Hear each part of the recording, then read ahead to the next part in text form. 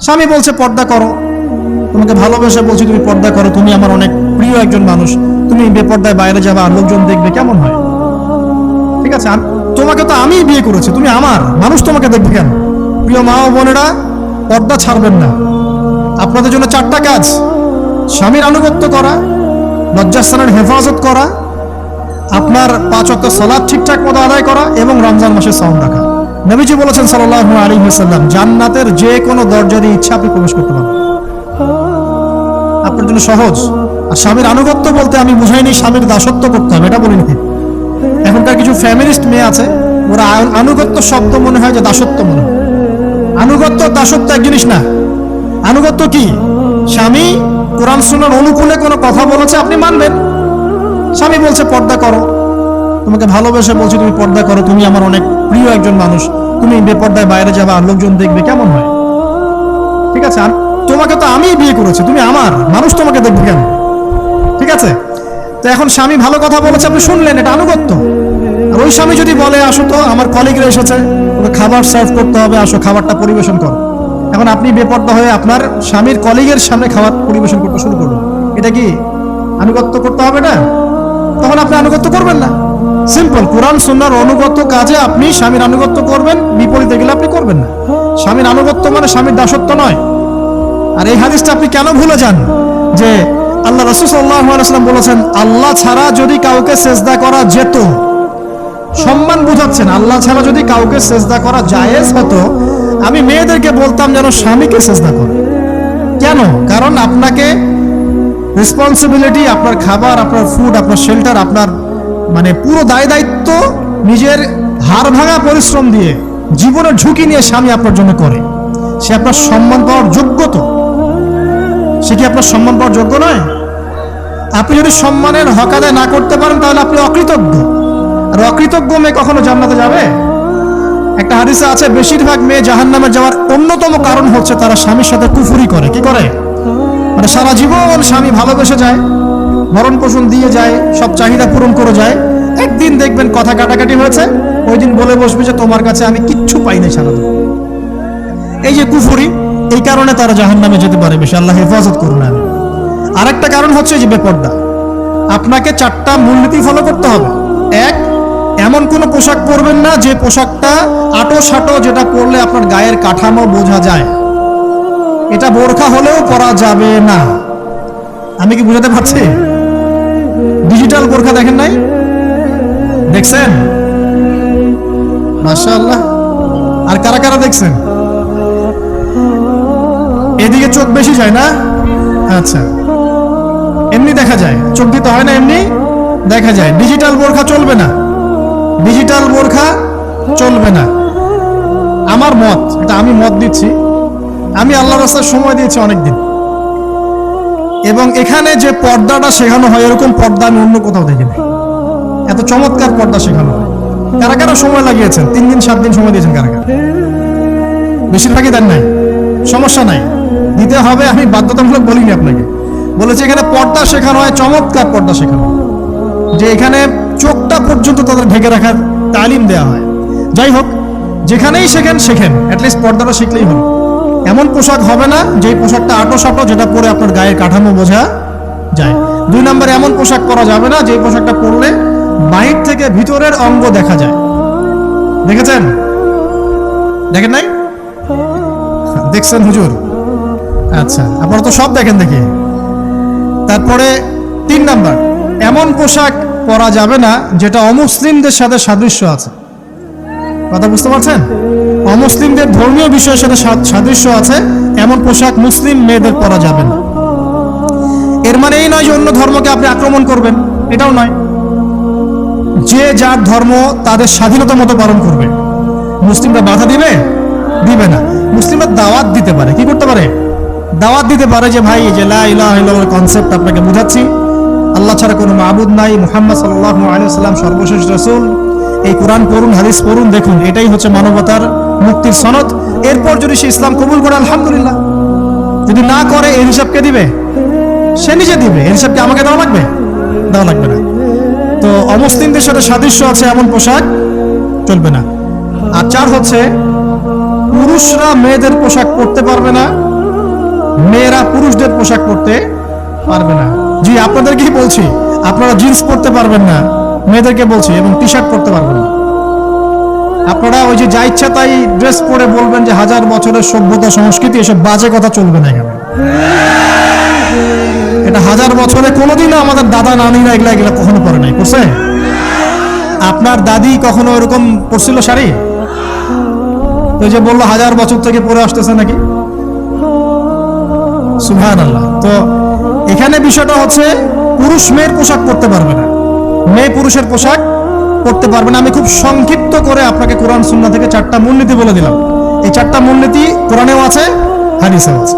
আসেন, এই যে নারীর অবমাননা, এই বিষয়টা আইয়ামে জাহিলিয়াতে যেমন ছিল, এখন দেখবেন আরো বড় পরিসরে এসেছে। আসলে এই যে ফ্যাশন শো, দেহের প্রদর্শনী, বিভিন্ন ফিল্মস দেখবেন, ফিল্ম ইন্ডাস্ট্রিজে দেখবেন, মিউজিকে দেখবেন, পর্নে দেখবেন, মেয়েদের দেহটাকে নিয়ে ব্যবসা করা হচ্ছে। আগে তো না হয় কন্যা সন্তান হলে জীবন্ত পুঁতে ফেলতো নাকি, এখন যদি গর্ভের বাচ্চা মেয়ে জানে, অনেকে আগেই মেরে ফেলে। বুঝেন নাই মনে হয়?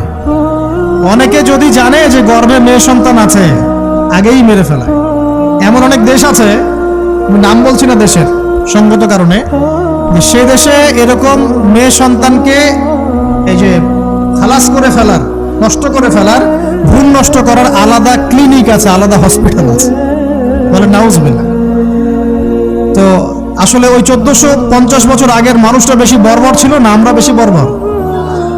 এই অধিকারের কথা বলে বলে আমরা মেয়েদের দেহটাকে নিয়ে এখন মস্করা করছি, তামাশা করছি। সবচেয়ে সেরা অধিকার কোথায় পাবে? কোরআনে পাবে, হাদিসে পাবে, ইসলামে পাবে। তার পর্দা নিশ্চিত হবে, দেহ সেফ থাকবে, তার ইজ্জত নিশ্চিত হবে, ইজ্জত সেফ থাকবে, তার সম্মান সেফ থাকবে, তাকে রাজরানীর মতো স্বামী বাসায় রাখবে, কারণ সে হচ্ছে তার কাছে সবচেয়ে মূল্যবান প্রিয় বস্তু। শুধু তাই নয়, সম্পত্তির অধিকার তাকে দিতে হবে। একজন মেয়ে তার ভাইয়ের সম্পত্তি পাবে, তার বাবার সম্পত্তি পাবে, তার স্বামীর সম্পত্তি পাবে, সব দিক থেকে সে সম্পত্তি পাবে। আর একজন ছেলে কিন্তু সব দিক থেকে সম্পত্তি পাবে না। এই বিষয়গুলো যখন এক শ্রেণীর মানুষ বোঝে না, তখন ইসলামের বিরুদ্ধে অহেতুক প্রপাগান্ডা চালানো শুরু করে। সবচেয়ে সেরা সম্মান রক্ষার উদাহরণ দেয়া হয়েছে ইসলামে, কোরআনে এবং হাদিসে। এই কথাটা আপনাদের মা বোনদেরকে বুঝাবেন, তবে নম্রতার সাথে বুঝাবেন, কারণ উচ্চবাচ্য করলে তারা কথা শুনবে না। আল্লাহ রাসূল সাল্লাল্লাহু আলাইহি ওয়াসাল্লাম বলেছেন, কিছুটা বাঁকা হাত দিয়ে তাদেরকে তৈরি করা হয়েছে। যদি আপনি শক্ত করে চাপ দিতে যান তাহলে ভেঙে যাবে, আর যদি আপনি ওই অবস্থায় ছেড়ে দেন তাহলে বাঁকাই থেকে যাবে। এখানে আপনাকে হিকমা অবলম্বন করতে হবে। আল্লাহ পাক তৌফিক দান করুন। একটা বিষয় বলছিলাম, ওই যে শিরকের পাপ এখন গ্লোবালাইজেশন হয়েছে না, ওই সুদের পাপ এখন গ্লোবালাইজেশন হয়েছে না। গ্লোবালাইজেশন বোঝেন? মানে বিশ্বায়ন, পুরো বিশ্বে ছড়িয়ে পড়েছে না। আরেকটা হচ্ছে এই যে মেয়েদের অবমাননা, এটা সারা বিশ্বে ছড়িয়ে পড়ে নাই? আচ্ছা, আর দুটা বলবো, এরপর বলে আমি শেষের দিকে যাচ্ছি। আসেন, একটা হচ্ছে মাদক। আইয়ামে জাহিলিয়াতের অন্যতম সেরা পাপ ছিল কি? মাদক। ওই যে বলছেন জাহিলি যুগ, কেন বলছেন জাহিলি যুগ? বিকজ ওইখানে মাদক খেত মানুষ বেশি। এখন বলেন, ওখানে না হয় মক্কায় মাদক খেত মানুষ, এখন সারা বিশ্বে মাদক ছড়িয়ে পড়ে নাই? বেশি না কম? এখন এই যে নতুন নতুন মাদক আসছে, ইয়াবা, আরো নাকি কি কি আসছে নতুন নতুন, আমরা নামও জানি না। এই যে গাঁজার নাম জানি, ফেন্সিডিলের নাম জানি, আর কি কি আছে, হিরোইন বলেন, আর দু একটা, আফিম, আর কি আছে? হ্যাঁ, রেন্ডি, সুবহানাল্লাহ, এই নামও কখনো শুনি নাই আমি। আচ্ছা শোনেন, বিষয়টা হচ্ছে, দেখুন এই বিষয়টা কি হালাল না হারাম? আচ্ছা, এটাকে যদি আমরা হালাল করে নেই তাহলে কি হবে? কুফরি হবে না শিরক হবে? শিরক কুফর দুটোই হচ্ছে। কিন্তু এখন মক্কার কিছু মানুষ মাদক খেয়েছে বুঝলাম, আল্লাহ রাব্বুল আলামিন ধাপে ধাপে এখান থেকে বের করেছেন। প্রথমে বলেছেন মদ খেয়ে নামাজের ধার কাছে যেও না, হ্যাঁ। তারপরে বলেছেন এই যে মাদকে কিছুটা উপকার আছে কিন্তু বেশি ক্ষতি। তারপর বলেছেন খেয়ে নামাজের কাছে যেও না। তারপর ধাপে ধাপে শেষের দিকে এসে আল্লাহ পাক বলেছেন যে এটাকে ছেড়ে দাও। সূরা মাইদায় পড়ে দেখেন, এটা শয়তানের কাজ। তখন সাহাবায়ে কেরাম রাদিয়াল্লাহু আনহুম পুরোপুরি মাদক থেকে নিজেদেরকে মুক্ত করলেন। এরপরে কি কখনো তারা মাদক ছুঁয়েও দেখেছেন? বরং মাদক দ্রব্য সেবন করলে 40টা লাঠি বেত্রাঘাত করতে হয়, ইসলামিক শাস্তি। কয়টা লাঠি? আর উমর রাদিয়াল্লাহু আনহুর সময়ে 40 লাঠিকে বাড়িয়ে 80 লাঠি করা হয়েছে। কত লাঠি? 80 লাঠি কিন্তু আরো একটা পাপের শাস্তি আছে, বলবো? অপবাদ, এখন যেটা বেশি দেয়া হয়, অপবাদ, মিথ্যা অপবাদ, সতীসাধী নারীর উপরে মিথ্যা অপবাদ, এর শাস্তি হচ্ছে 80 লাঠি। আবার 100 লাঠির শাস্তি আছে, 100 লাঠি। এটা কিসের জানেন? জিনা, জিনা। এই যে যারা করছেন, এর শাস্তি হচ্ছে 100 লাঠি, তাও জনসমক্ষে দিতে হবে, গোপনে না। আর 1 বছরের জন্য এলাকা ছাড়া করতে হবে।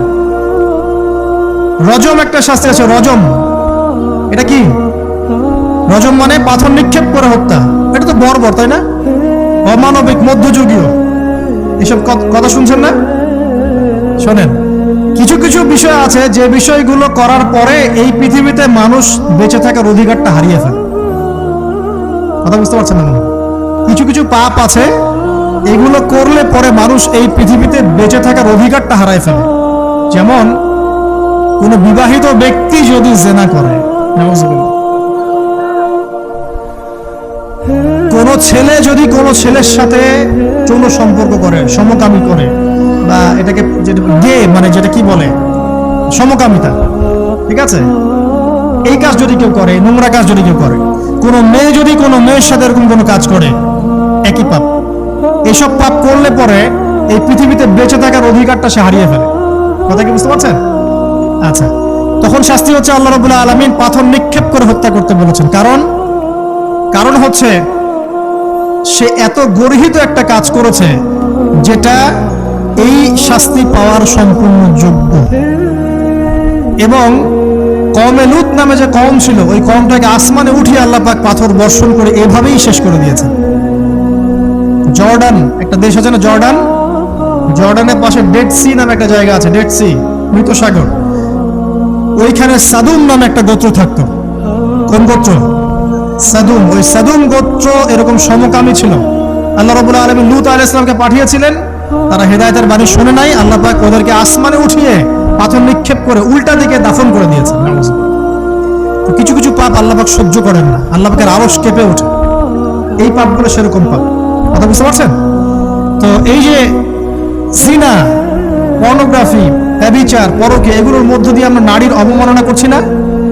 এবং ধর্মের মাধ্যমেও মাঝে মাঝে করছি, যখন আমরা ধর্মের নামে মেয়েদের অধিকার দিচ্ছি না। অনেকেই সম্পত্তির অধিকার দিচ্ছেন না, অনেকে শিক্ষিত করছেন না, অনেকেই আরো যৌতুক নিচ্ছেন না, যৌতুক নিচ্ছেন না অনেকেই। যে বিয়ের সময় যৌতুক নেয়, এটা তো মেয়ের উপর, মেয়ের পিতার উপর টর্চার করা, সম্পূর্ণ হারাম, সম্পূর্ণ হারাম। তারপরে দেখবেন, রিপোর্টগুলো পড়ে দেখবেন যে এই বছর 2022, এই 22-এই গভর্নমেন্ট রিপোর্ট অনুযায়ী নিবন্ধিত প্রায় 1339টা ধর্ষণের মামলা হয়েছে। তো এটা এখন অ্যাভেলেবল, যে কোনো সব জায়গায় ধর্ষণ হচ্ছে, এখন অ্যাভেলেবল। মানুষ এটাকে স্বাভাবিক মনে করছে, এখন নর্মাল, নর্মাল ধর্ষণ হতেই পারে, মানুষ এখন এমন মনে করছে। প্রত্যেক দিন পেপার খুলবেন, দেখবেন রেপের খবর, প্রত্যেক দিন খবর শুনবেন ধর্ষণের খবর। আর সব খবর তো আসে না, আসে হয়তো 10%, 20%, 30%, বেশিরভাগই আসে না। এলাকায় মোড়ে মোড়ে দেখবেন, গ্রামে গঞ্জে শহরে বন্দরে খালি ইফটিজিং, ইফটিজিং দেখবেন, খালি ইফটিজিং। মেয়েদেরকে যৌন হয়রানি করা হচ্ছে, বাসে, অটোতে, টেম্পুতে, সব জায়গায়। বাসের মধ্যে মেয়েকে রেপ করে ফেলা হচ্ছে। একটা বাচ্চা মেয়ে যে বোঝেও না যে সেক্সুয়াল বিষয়গুলো কি জিনিস, ওকেও রেপ করা হচ্ছে। এই যে মহামারী, আপনি তো বুঝতে পারছেন না যে আমরা কোন সমাজে আছি। এই সমাজে আপনার মেয়ে তো সেফ না, আমার মেয়ে তো সেফ না। আমার মেয়ে, আপনার মেয়ের ভবিষ্যৎ কি হবে, এর ভবিষ্যতের নিশ্চয়তা কে দিবে? আপনার মেয়ের ইজ্জতের ভবিষ্যতের নিশ্চয়তা কে দিবে? এই নিশ্চয়তা দেওয়ার মতো মানুষ কোথায়, নেতা কোথায়? কারো ঘরের স্ত্রী, কারো ঘরের বোন, কারো ঘরের মেয়ে এখন সেফ না। বাসে, ট্রাকে, ট্রেনে, অটোতে, সব জায়গায় হতে পারে। আর এগুলোকে আমরা প্রমোট করছি, এখন নগ্নতাকে প্রমোট করছি, পর্নকে প্রমোট করছি। এই নগ্নতা, পর্ন, এসব দিয়ে মানুষের মাথাটাকে পুরো জানোয়ার বানিয়ে ফেলা হয়েছে। পর্ন দেখাতে দেখাতে ছেলেদের মাথাটাকে জানোয়ার, পশু বানিয়ে ফেলা হয়েছে।